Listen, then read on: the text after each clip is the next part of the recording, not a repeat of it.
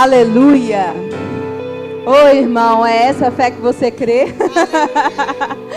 Amém. A gente precisa ter muito firmado, porque o mundo ele quer tirar da gente justamente a convicção de que o nosso Deus é esse Deus que faz milagres, o nosso Deus é esse Deus que move montanhas, o nosso Deus é esse Deus que nos traz a paz que excede todo entendimento. E eu acho, a gente podia cantar mais um pouquinho? Porque eu quero que a gente parta desse ponto nessa noite, dessa convicção, e que a gente declare essas palavras com vontade, querendo dizer o que elas estão dizendo, trazendo para si toda essa verdade, amém? A fé que faz milagres, que muda histórias, a fé que põe gigantes no chão, é nela que eu creio.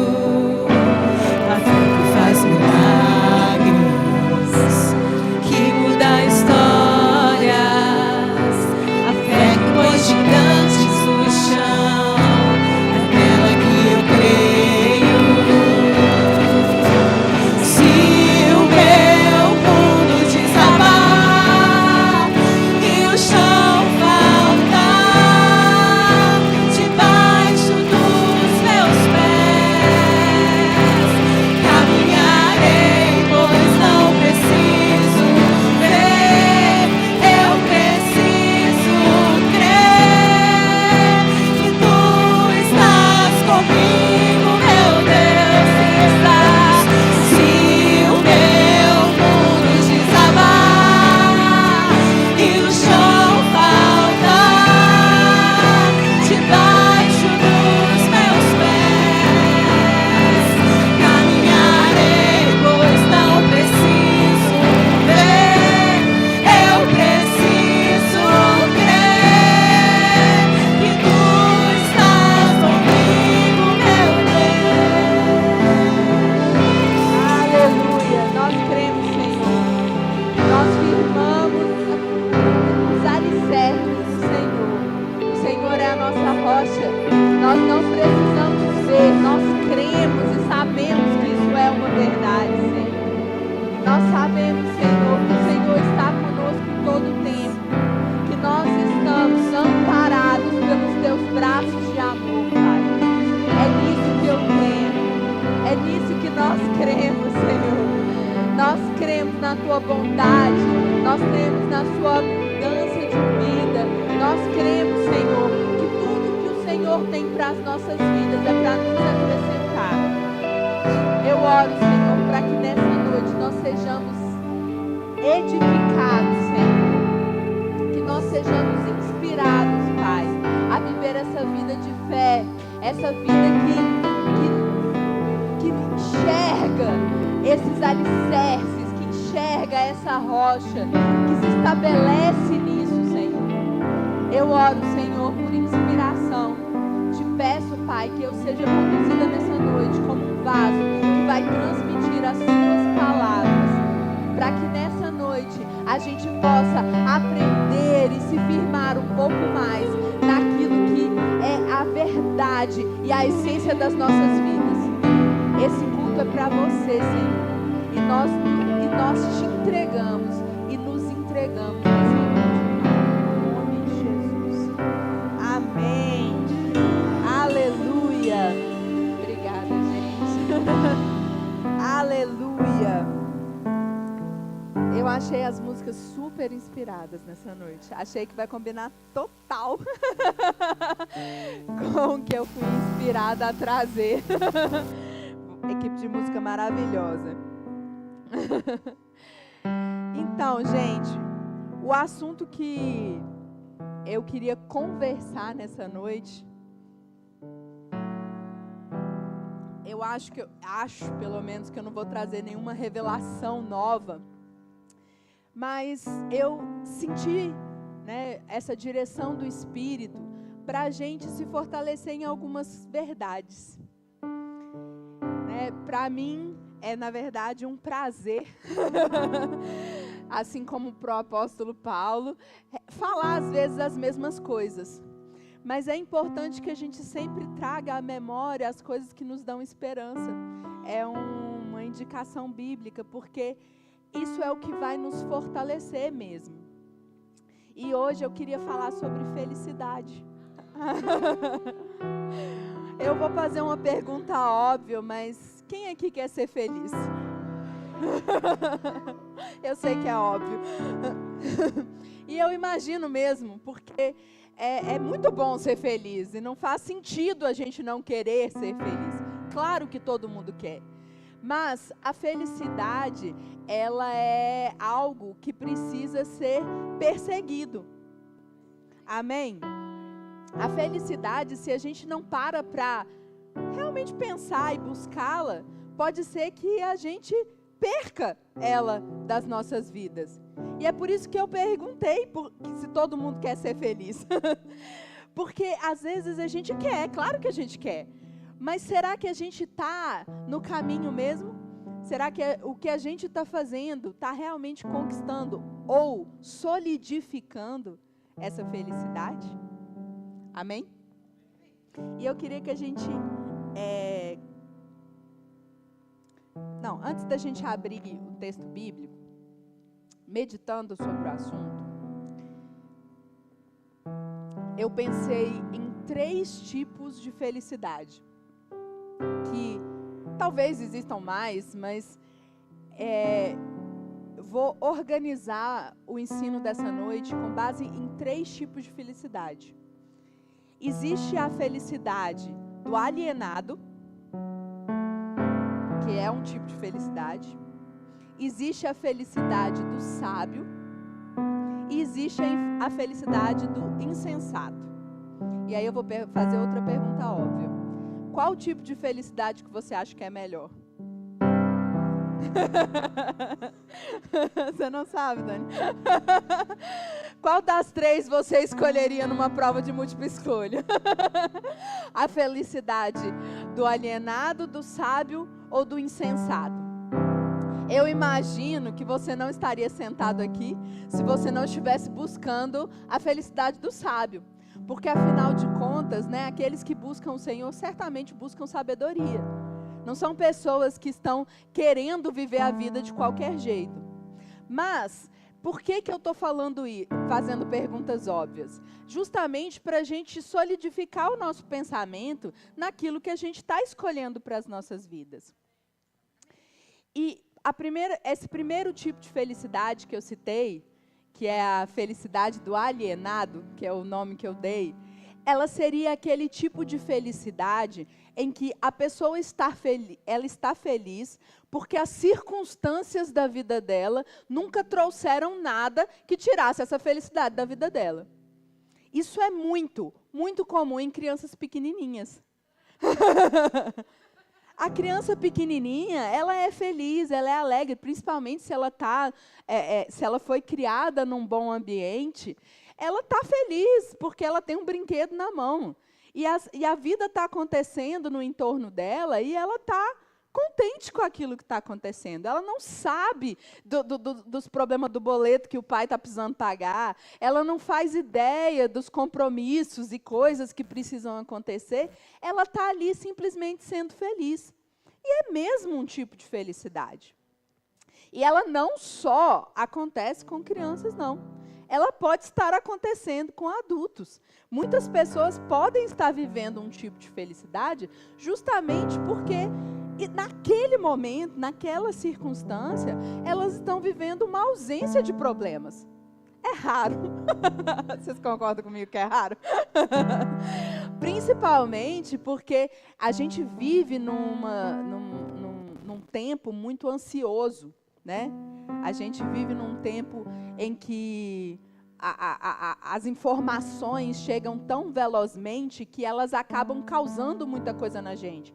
Às vezes coisas boas, mas muitas vezes ansiedade. Muitas vezes a gente vive muito o estresse, o futuro. Então, pode até ser que você poderia estar vivendo esse tipo de felicidade se você não estivesse tão focado nos problemas que vão acontecer amanhã ou naquilo que você que não está no seu controle. E você até poderia estar vivendo essa felicidade do alienado. E ela por si só não é uma felicidade ruim, né? Ela é simplesmente o que eu diria uma felicidade ingênua. E uma felicidade frágil. Porque se a felicidade do alienado, ela se baseia na falta de problemas, ele também não tem nenhum tipo de escudo ou de proteção que vai impedir que o problema chegue. Ele não está causando e criando nada para impedir as coisas de roubarem essa felicidade. Mas, aparentemente, muita gente entende que felicidade é isso. As pessoas que não param para pensar sobre o assunto, que nunca meditaram sobre ser feliz ou ser alegre, elas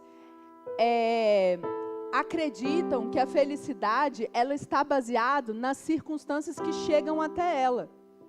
E por isso, muitas vezes, as pessoas, e aí eu já vou fazer um contraponto, elas passam a ser muito tristes ou muito infelizes, simplesmente porque elas consideram que a felicidade não é um problema dela, entendeu? Eu sou infeliz porque eu não tive a oportunidade de viver a ausência de problemas. E aí culpam a falta de felicidade justamente por querer viver essa felicidade alienada. Por querer viver essa felicidade que não envolve nada que a pessoa faça.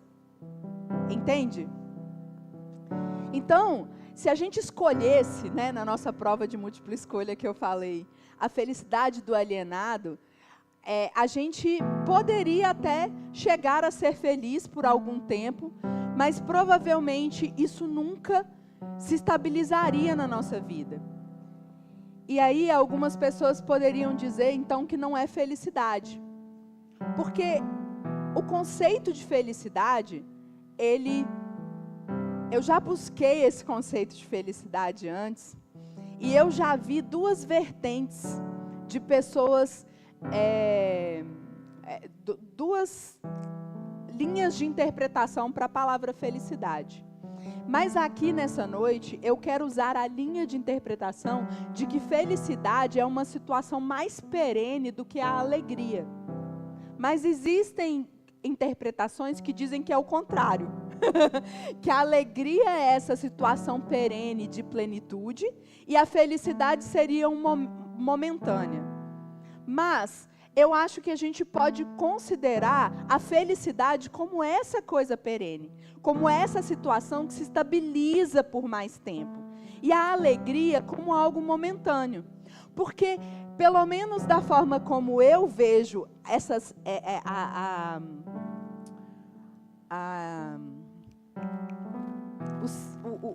o que quer dizer essa palavra, quando a gente fala alegria, a gente quer ver um sorriso no rosto.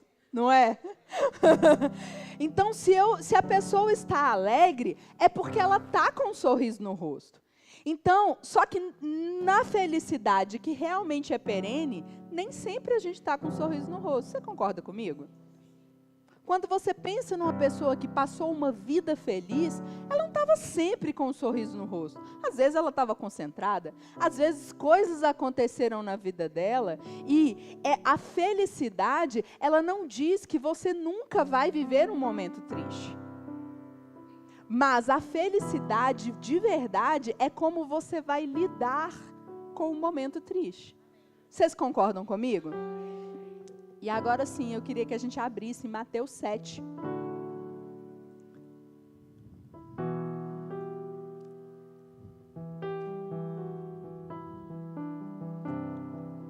a partir do versículo 24, ensinamento do Senhor Jesus, diz assim: portanto, quem ouve essas minhas palavras e as pratica, é como um homem prudente, que construiu a sua casa sobre a rocha. Caiu a chuva, transbordaram os rios, sopraram os ventos e deram contra aquela casa. E ela não caiu, porque ela tinha seus alicerces na rocha. Mas quem ouve essas minhas palavras e não as pratica, é como um insensato, que construiu a sua casa sobre a areia. Caiu a chuva, transbordaram os rios, sopraram os ventos e deram contra aquela casa. E ela caiu, e foi grande a sua queda. Você vê que aqui nessa ilustração que o Senhor Jesus trouxe, a gente consegue ver os 3 tipos de felicidade. A gente vê a pessoa que nunca ouviu as palavras, né, que ele diz, portanto, quem ouve essas minhas palavras e a pratica. Então, uma pessoa que nunca pensou, né, a felicidade alienada, ela nem para pensar sobre alicerce em rocha ou não. Ela simplesmente está vivendo e sendo envolvida pelo acaso. Deixa a vida me levar, a vida leva eu. E existe os outros 2 tipos de felicidade que eu queria tratar nessa noite, que é a felicidade do sábio e a felicidade do insensato. E que aqui, nessa parte, está falando sobre o homem prudente e o homem imprudente. Veja que é muito baseado essa questão de as coisas vão acontecer. Amém? O Senhor falou, na vida vocês terão aflições, mas tem de bom ânimo, porque eu venci o mundo. Então, queridos, coisas vão acontecer. Quer a gente queira, quer não. A tempestade vai chegar para todo mundo em algum momento. Por quê? Porque o mundo é mau. Porque a gestão do mundo não está nas mãos do nosso Pai de amor mais. Então as coisas vão acontecer. Então a tempestade, ela chegou para os 2 tipos de homem. Agora, a forma como cada um tinha construído a casa fez toda a diferença para o momento em que a tempestade passou.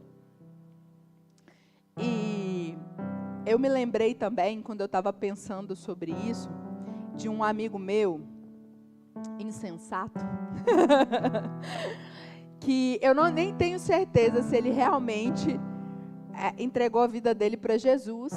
Ele chegou a fazer a confissão, ele chegou a dizer que realmente cria em Jesus, e se você perguntar para ele, ele vai dizer que faz sentido, mas eu acho que foi apenas um assentimento mental.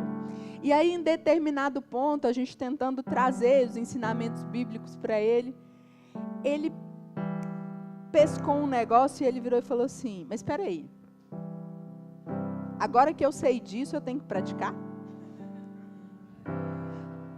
Não foi exatamente essa frase, mas foi isso que ele quis dizer. Aí ele falou assim, então não quero mais aprender.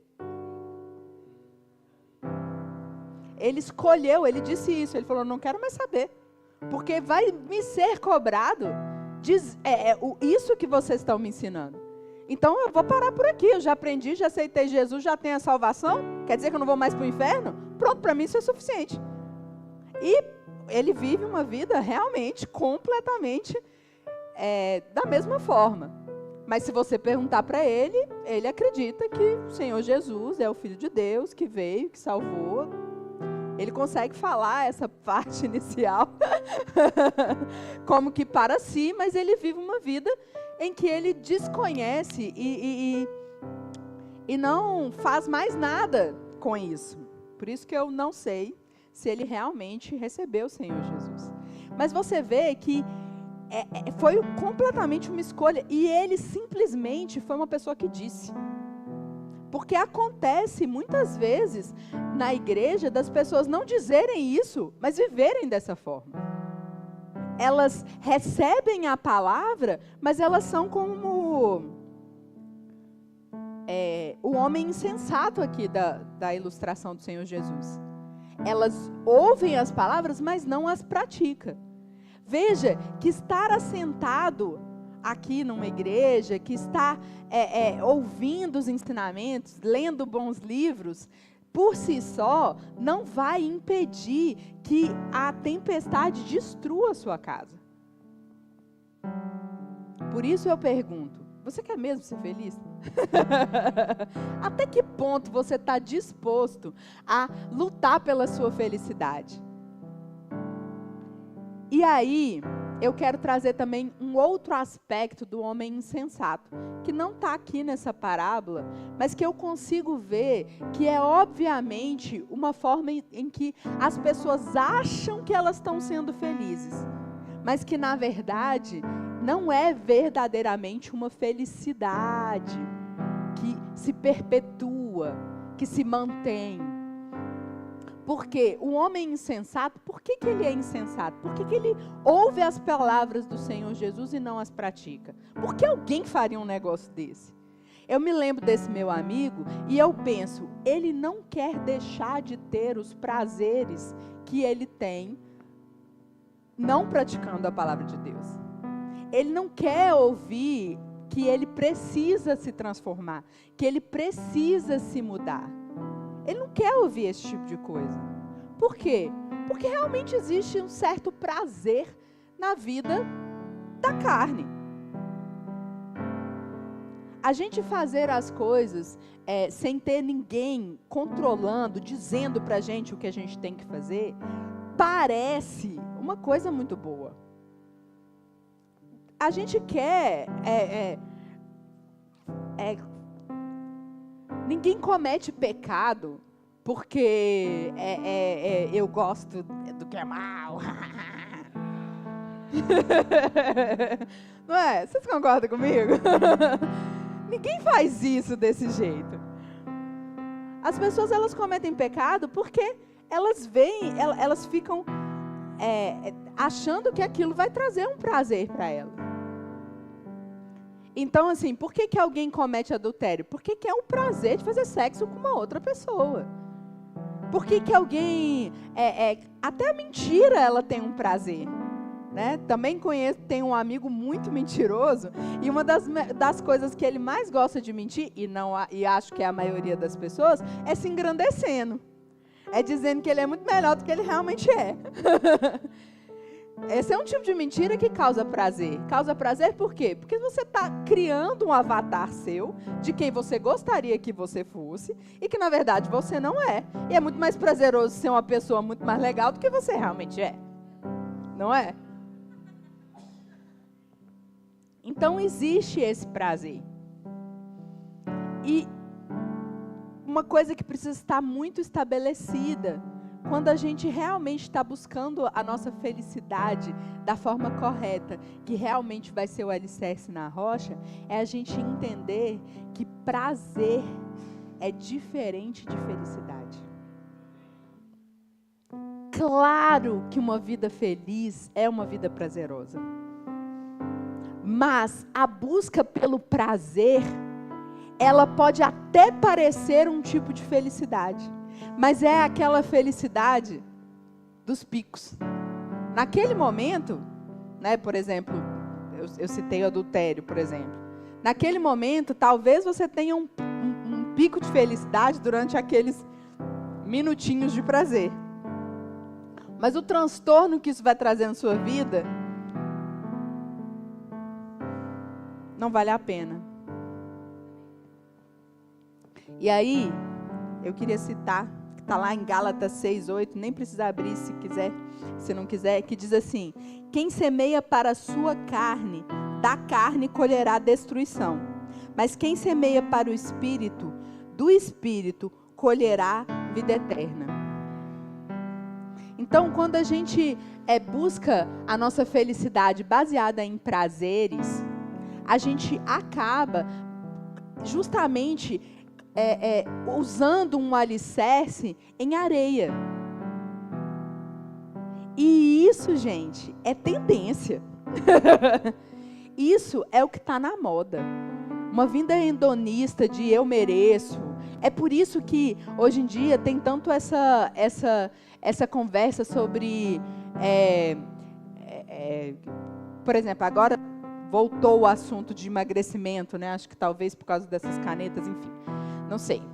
Mas voltou esse assunto, né, das pessoas precisarem emagrecer. Por que é tão difícil emagrecer? Por que é tão difícil? Porque a gente quer ter o prazer de comer. Por que é tão difícil a gente dizer pra galera, tipo assim, não, gente, segura, sexo é para depois do casamento. Porque a galera quer viver aquele prazer da química, né? Porque o mundo, né,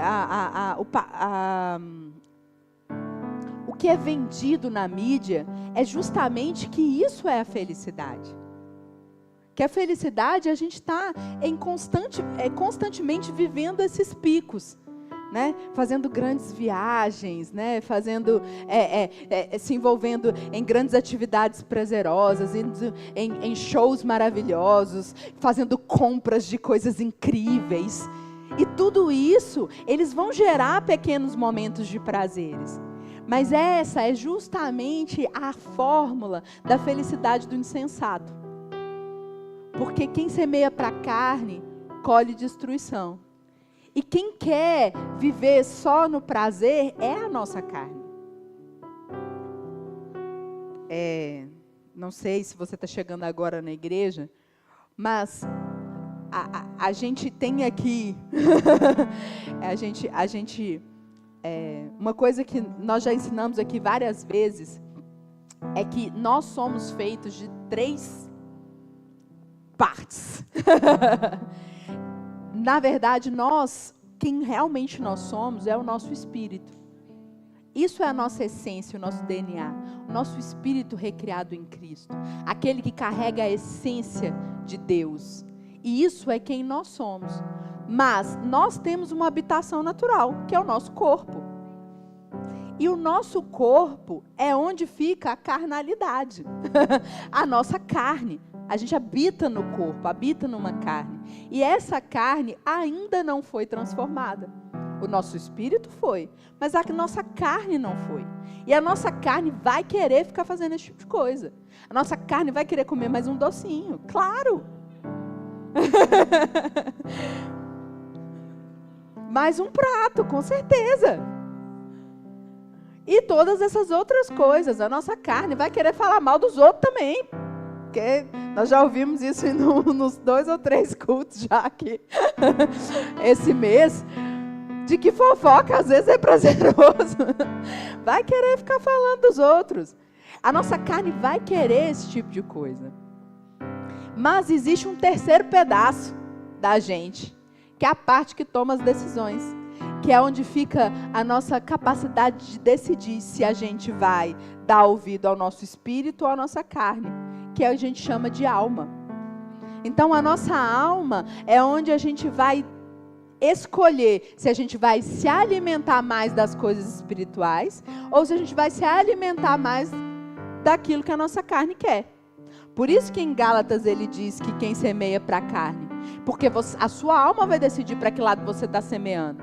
Então, quanto mais você semeia para a carne, mais você faz coisas carnais. Quanto mais você faz coisas carnais, mais alicerce você está plantando na areia. E mais difícil vai ficar para que quando a tempestade você tenha fortalecimento para poder manter a sua casa e a sua felicidade inteira. Então, essa felicidade de achar que eu vou ser feliz se eu fazer isso porque eu mereço, é justamente a felicidade que não vai perpetuar. E não importa o que o mundo diga, não importa que tentem vender para você esse glamour da vida dos prazeres. Esse tipo de coisa é prega batido e ponta virada. A palavra é categórica para dizer que esse é justamente o caminho da perdição. Mas, como a gente pode ver, existe também o lado do sensato. Mas aí o lado do sensato é justamente aquele que eu vou vou fazer igual... Já foi muito pregado, né? Na igreja medieval, esse negócio de se abster de tudo, né? Eu tenho que agora, já que é para ser feliz, a minha felicidade vai estar baseada em não sentir nenhum tipo de prazer. Porque a Natália acabou de me dizer que a felicidade do insensato é essa que busca só os prazeres. Não foi isso. Não é sobre isso. Até porque a capacidade de sentir prazer é uma capacidade biológica, gerada por aquele que é o Criador de todas as coisas. Então, o prazer por si só não é o problema. O problema é você se basear nisso para a sua felicidade. E a nossa rocha está quem ouve essas minhas palavras e as pratica.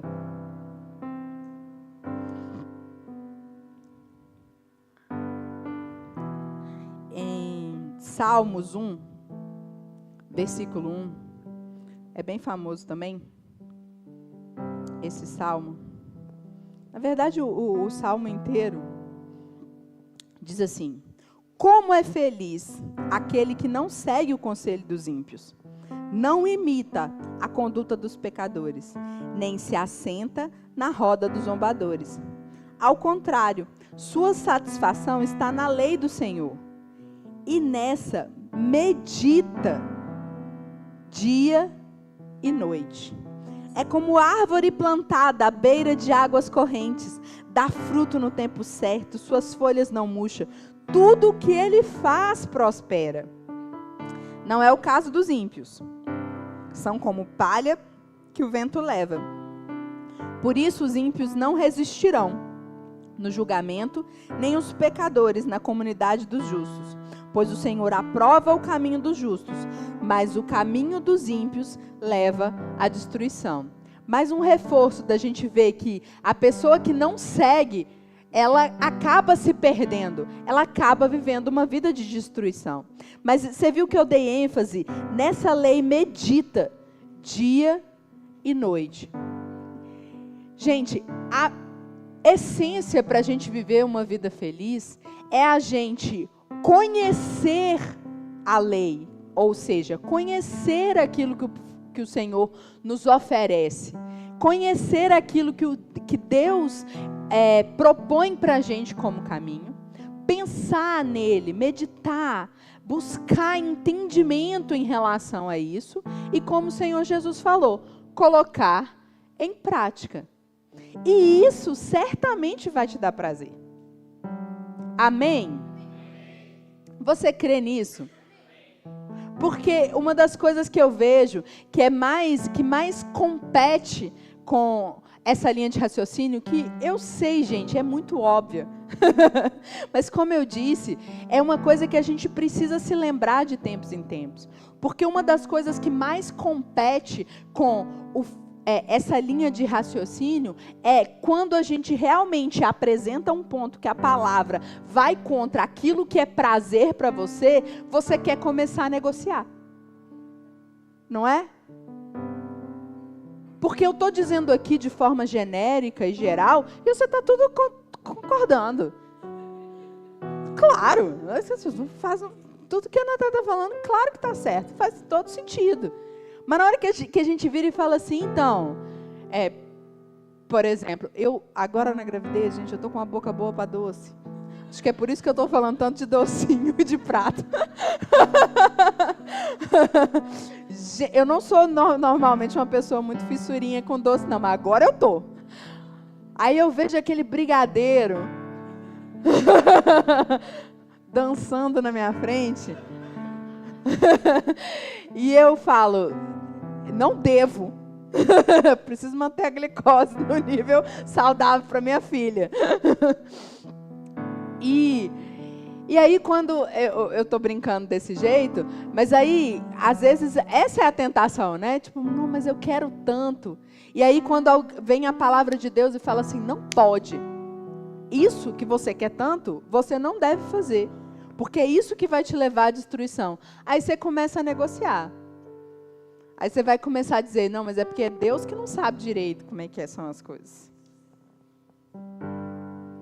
Tô brincando com o brigadeiro, mas às vezes é uma coisa do tipo assim, por exemplo, uma grande dificuldade, principalmente para quem está começando, né, na igreja, é a questão dos dízimos.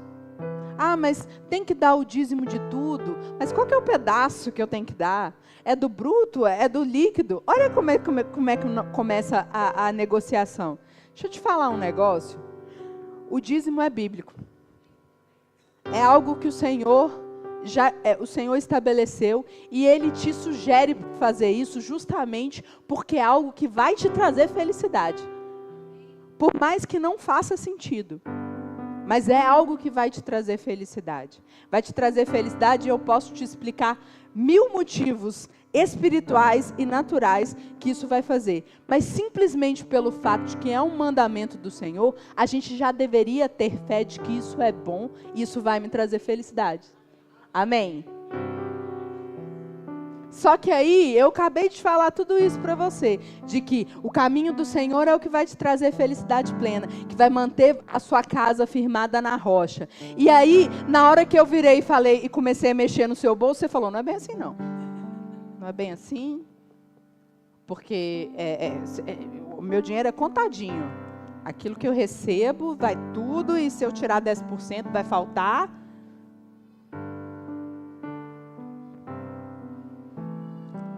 Por isso que a gente precisa dizer o óbvio. Porque na hora que eu perguntar... E às vezes você também é uma pessoa generosa e não tem problema nenhum com o dízimo. Mas qual é a parte que você fica querendo negociar na hora que o Senhor vira para você e fala, faça isso? Essa é a parte que a gente tem que se lembrar de que o Senhor está interessado na nossa felicidade. A Bíblia, o Senhor Jesus, Ele nos prometeu uma vida e uma vida abundante, não é uma vida de qualquer jeito. A Bíblia fala que se a gente renovar a nossa mente, ou seja, se a gente começar a ser categórico em o Senhor falou, eu vou praticar, e isso é o meu alicerce na rocha para a minha felicidade, sem negociar princípios, sem perguntar, mas e nesse caso? E nessa situação? E se for assim? Porque na verdade o que eu quero fazer é trazer um prazer da minha carne. Se a gente ficar firmado nisso, a gente vai ver essa vida abundante. E a gente vai ver a boa, perfeita e agradável. Agradável. Agradável é prazeroso. Agradável vontade de Deus estabelecida nas nossas vidas. Por isso a gente tem que continuar meditando de dia e de noite. Mas não meditar no sentido de onde que eu encontro uma brecha nessa lei para eu poder satisfazer pelo menos um pouquinho a minha carne. Não é nisso. Porque essa é a felicidade do insensato. A felicidade do sensato, ele medita dia e noite na lei para pensar como eu consigo praticar ela com mais excelência. Quando a gente está construindo uma casa, a gente pode escolher qualquer tipo de material, certo? Mas quando a gente está querendo construir com excelência, a gente vai usar os melhores argamassa, eu nem sei o nome dos materiais, porque eu não entendo muito disso. O melhor tipo de bloco, de tijolo, não sei o quê. A gente vai querer usar a melhor estrutura, se a gente realmente está querendo fazer um negócio com excelência. Então é assim que a gente vai meditar. A gente vai meditar de dia e de noite, como eu posso ser ainda mais excelente. Uma vez um amigo meu falou, eu achei tão bonitinho, agora ninguém mais usa nota praticamente, né? Mas ele falou que, na época, que toda vez que ele ia dar o dízimo, que ele escolhia as notas mais bonitinhas. E ele não só dava o dízimo, óbvio, porque beabá do cristão isso, mas ele escolhia as notas. Ele ia no banco para tirar as notas do caixa eletrônico, aquelas mais novinhas, para poder dar o dízimo dele com as notas menos amassadinhas e mais brilhantezinhas. Eu acho isso tão fofinho. Assim, não estou falando para você fazer isso, até porque hoje em dia todo mundo faz as coisas por Pix. Só estou falando assim, olha como ele meditava na lei. Ele meditava assim, eu vou dar o dízimo, como eu posso dar o dízimo ainda melhor? Eu vou praticar a palavra do Senhor, como eu posso praticar ela de forma mais excelente? Amém? E eu queria ler lá em Hebreus 12.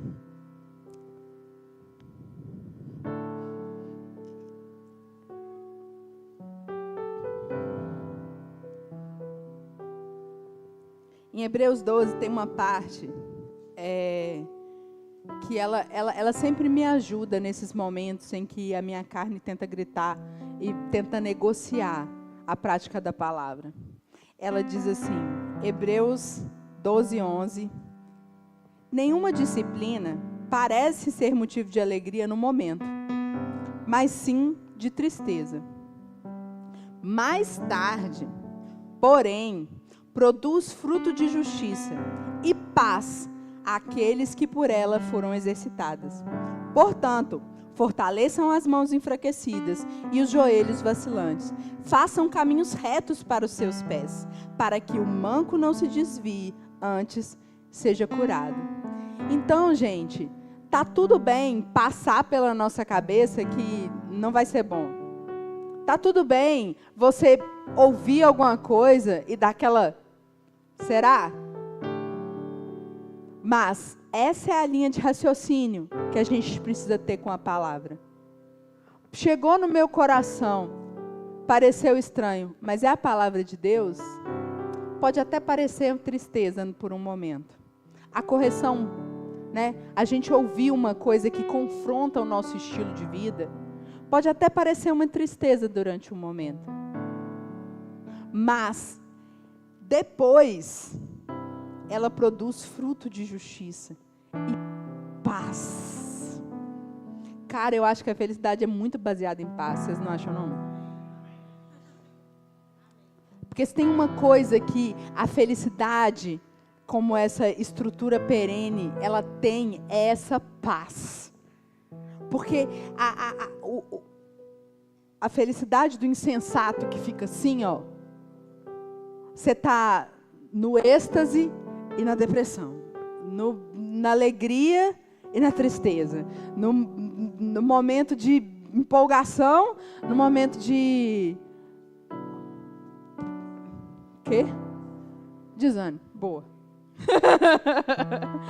No momento de desânimo. Mas a felicidade verdadeira é aquela felicidade de paz. E a paz que excede todo entendimento, ela vem da gente ter esses alicerces firmados. Vamos ler lá, Filipenses 4?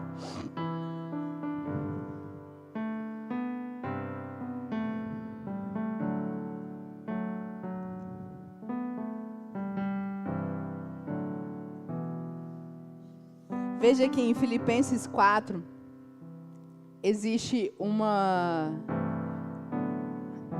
As palavras estão sumindo, mas vai... Imperativo. O verbo no imperativo. É imperativo mesmo? Alegrem-se. Estou falando certo, gente, que entende de português. Alegrem-se, tá vendo? O cara tá mandando. Alegrem-se sempre no Senhor. Direi novamente, alegrem-se. Ou seja, ele não está medindo a circunstância. Ele não está perguntando se você está afim de ficar alegre. Ele está mandando. Seja a amabilidade de vocês conhecida por todos. Perto está o Senhor. Não andem ansiosos por coisa alguma, mas em tudo, pelas orações e súplicas e com ações de graça, apresentem seus pedidos a Deus. E a paz de Deus, que excede todo o entendimento, guardará o coração e a mente de vocês em Cristo. Finalmente, irmãos, tudo que for verdadeiro, tudo que for nobre, tudo que for correto, tudo que for puro, tudo que for amável, tudo que for de boa fama, se houver algo de excelente ou digno de louvor, pensem nessas coisas. Ponham em prática tudo que aprenderam, receberam, ouviram e viram, e o Deus da paz estará com vocês. Veja que o versículo 8 e o versículo 9 é justamente o que a gente falou. Essas coisas todas, né, puro, verdadeiro, amável, é o que a palavra nos ensina. Então, se a gente coloca isso na nossa mente, se a gente pensa nisso, é meditar na lei, como a gente acabou de ouvir, certo? E aí, meditar e pôr em prática, como a gente ouviu lá sobre aquele que constrói a casa na rocha. É justamente o versículo 8 e 9. Mas é muito, essa parte, ela traz uma outra coisa que eu também gostaria de trazer de macete para uma felicidade para a vida de vocês. Em primeiro lugar, não andem ansiosos por coisa alguma, mas em tudo, pela oração e súplicas e com ações de graças, apresente os seus pedidos a Deus. Ou seja, essa fé de que Deus está no projeto de manter a minha vida uma vida boa. Então, se Ele está no projeto, eu preciso, ou eu posso, trazer Ele para dentro da minha situação. Eu posso contar com a ajuda dEle, eu posso apresentar para Ele as situações da minha vida. Pai, está vendo essa tempestade? É uma coisa que também a gente pode usar isso sempre para manter a nossa felicidade. A gente está sempre se lembrando de que Ele está com a gente. Isso me alegra nos momentos mais difíceis. Naquele momento em que parece que a tempestade não vai embora, eu me lembro, não, o Senhor está comigo, a minha casa está na rocha. Eu não tenho por que me entristecer. Então eu vou me alegrar novamente no Senhor, alegrar. Porque Ele está comigo. E essa tempestade pode estar parecendo estranha, mas eu não tenho do que temer. A minha casa está na rocha, e quem está com uma casa na rocha durante um dia de uma tempestade, a tempestade está depois do vidro da janela. Ela não entrou para dentro. Amém?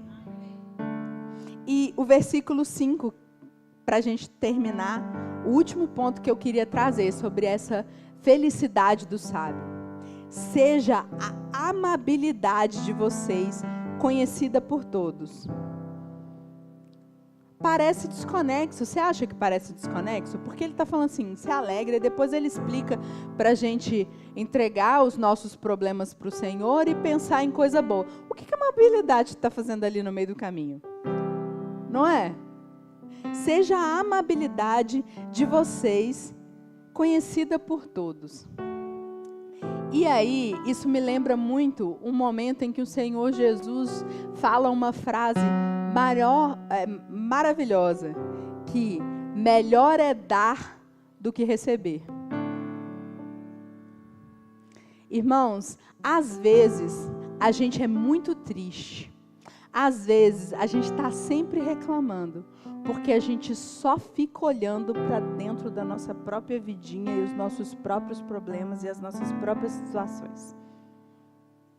Quando a gente se abre para agir em amor com os outros, eu sei que existe hoje em dia até uns estudos de que quando a gente é solidário, quando a gente é bondoso para com os outros, existe alguma química que acontece no cérebro que faz com que a gente sinta prazer nisso. Mas o Senhor Jesus já tinha nos ensinado que melhor é dar do que receber. Existe um prazer divino e existe algo que realmente compõe a nossa felicidade, que é não viver só para nós mesmos. Por mais ilógico que talvez pareça, a gente se torna muito mais feliz.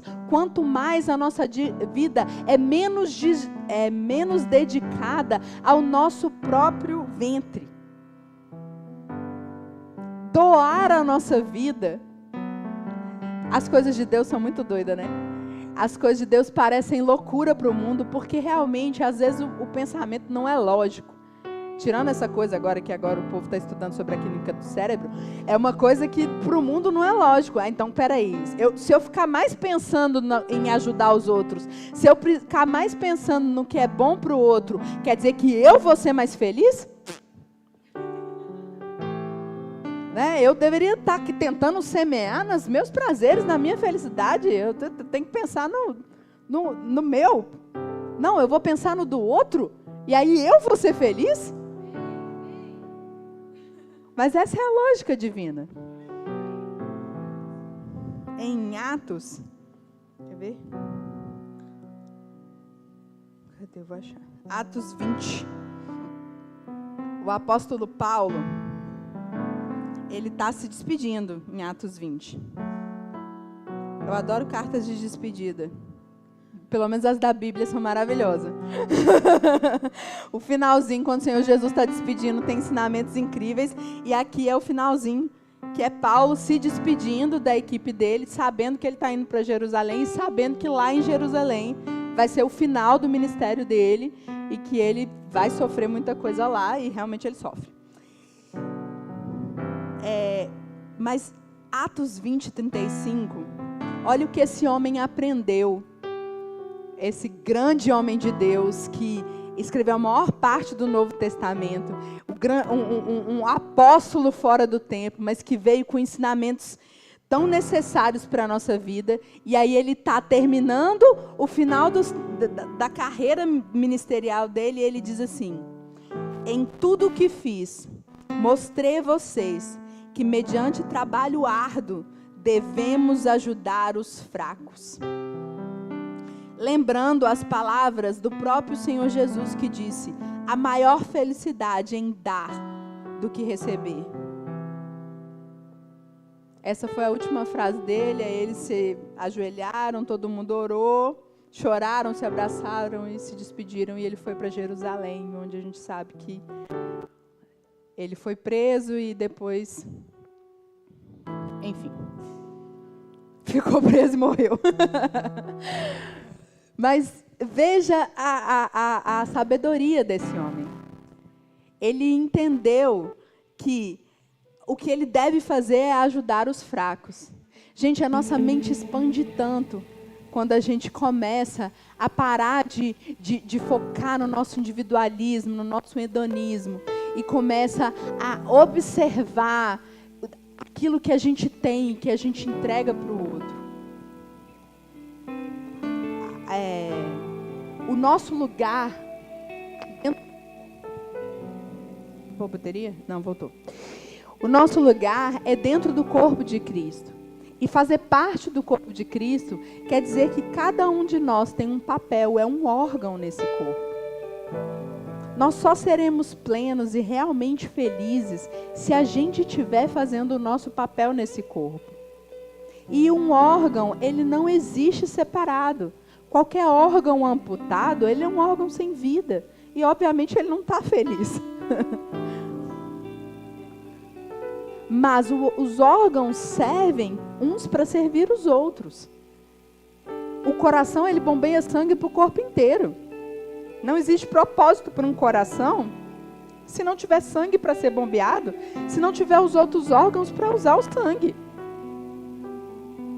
Então, não existe vida e não existe felicidade verdadeira na sua vida se você não estiver usando o dom, a capacitação de Deus, tudo aquilo que Ele depositou na sua vida para o outro. Para, como é que é? Ajudar os fracos. E se você ainda não está fazendo isso, eu queria te desafiar. Vai lá. Começa a pivotar a sua vida para ajudar os outros. E eu te garanto, depois você vem me cobrar se não der certo. Eu te garanto que a sua felicidade vai aumentar exponencialmente. Enquanto a gente está buscando farinha pouca, meu pirão primeiro, a gente nunca vai viver realmente a felicidade plena. Mas quando a gente parar de olhar para a gente e começa a olhar para o outro, como eu posso fazer aquela pessoa mais feliz? Não eu mais feliz. Como que aquela pessoa pode ser mais feliz? Como aquela pessoa pode ser mais plena em Cristo? Como eu posso edificar a vida daquela pessoa? Você vai ver que a sua felicidade vai crescer com a felicidade daquela pessoa. Não tem alegria melhor do que você olhar para a vida de alguém. Não, sinceramente, gente, não tem coisa melhor, não tem brigadeiro que se compare a você ver que alguém teve a vida transformada para o bem e foi porque você foi vaso de Deus na vida daquela pessoa. Não tem prazer nesse mundo que se compare a isso. E esse é um prazer perene. Sabe por quê? Porque quanto mais... Aí agora, já pensando completamente natural, tirando todas as coisas espirituais que eu já falei aqui, sobre você se encaixar naquele papel que Cristo quis para você. Mas no natural, quanto mais você faz isso para as pessoas, mais pessoas você tem na sua vida. Porque é claro que a gente quer estar perto de quem quer o nosso bem, não é não? A gente quer estar perto de gente que nos edifica. A gente quer estar perto de gente que vai fazer o bem pra gente. Então a gente começa a se juntar. E você que está sempre fazendo bem, vai estar sempre com mais gente perto de você. E ter muita gente que te ama é felicidade. E felicidade de um jeito perene. Felicidade de um jeito que sustenta. Felicidade de um jeito que você vai ter a sua rede de apoio. Porque agora eu sei falar palavras modernas também. Rede de apoio no dia que a tempestade chegar. Porque você semeou tanta gente, tanta felicidade, tanta coisa boa na vida das outras pessoas, que elas ficam, como que eu posso trazer felicidade para a vida dessa pessoa que me ajudou tanto? E isso ajuda a sua rocha a ficar mais estável e a sua felicidade mais perene. Amém? Vamos ficar de pé? Vamos terminar com uma oração. Pai, nós cremos, Senhor, que a verdadeira felicidade está no Senhor. Nós sabemos, Senhor, que o Senhor é a rocha em qual os nossos alicerces estão sendo plantados. Queremos, Senhor, nos dedicar dia após dia na meditação e na prática da Tua palavra, para que cada vez mais os nossos alicerces estejam mais profundos. Nós contamos, Senhor, com a Tua palavra que nos diz que o Senhor quer uma vida abundante, que o Senhor nos quer ver felizes, que o Senhor quer ver a nossa vida transbordando, Senhor. Como a árvore plantada, o Senhor quer nos ver com folhagens verdes, abundantes de frutos, Senhor. Nós confiamos nessa verdade e nós não medimos esforços, Senhor, para viver esse caminho reto que o Senhor nos propõe. Aceitamos, Senhor, a Tua correção, sabendo que ela é feita para que a gente viva uma vida em paz, uma vida de felicidade, Senhor.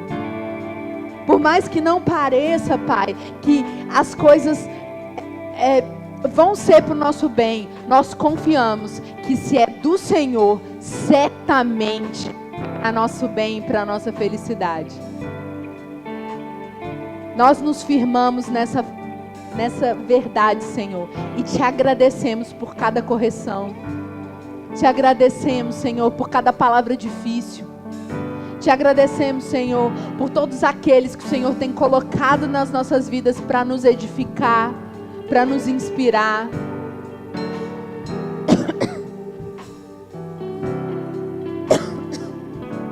Senhor, nós também queremos, Senhor, ser esse canal de edificação. Nos inspira, Senhor, a ser luz. Nos inspira, Senhor, em como nós podemos dar, conforme o Senhor diz que é melhor dar do que receber. Então nos mostre, Senhor, aquilo que o Senhor quer que a gente entregue. Me dê, Senhor, oportunidades para poder ser esse auxílio na vida de alguém. Me abra, Senhor, portas e caminhos para ser o teu abraço para quem precisa, para ser a tua palavra de consolo, a tua palavra de sabedoria. Senhor, eu quero poder semear na vida das pessoas. Me dá oportunidade, Senhor. Oportunidade de ser generoso, de ser generosa. Oportunidade de ser acolhedor. Eu quero, Senhor, ser uma filha, a tua imagem e semelhança, que inspira e é boca de Deus aonde eu for. Obrigada, Pai.